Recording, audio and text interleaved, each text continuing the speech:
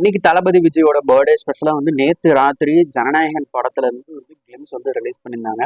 தளபதி விஜய் வந்து அந்த கிளிம்ஸ்ல வந்து நடந்து வர மாதிரி காமிச்சிருந்தாங்க. காப் கெட்டப்ல இருந்தாரு. உண்மையிலேயே சொல்றேன், செம்மையா இருந்துச்சு அந்த வைபா இருக்கட்டும், ஒரு நடந்து வர இதுவா இருக்கட்டும். அதே மாதிரி கையில வந்து கட்டானா வச்சிருக்காருன்னு நினைக்கிறேன், கத்தி வச்சிருக்காரு. சூப்பரா இருந்துச்சு அதுவும் பாக்குறதுக்கு.